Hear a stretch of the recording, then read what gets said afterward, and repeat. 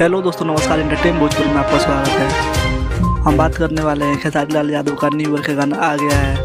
YouTube पर बहुत धमाल मचा रहा है और उस गाना का नाम है मुर्गिया आरस लाइन। बहुत ही ज़बरदस्त गाना है।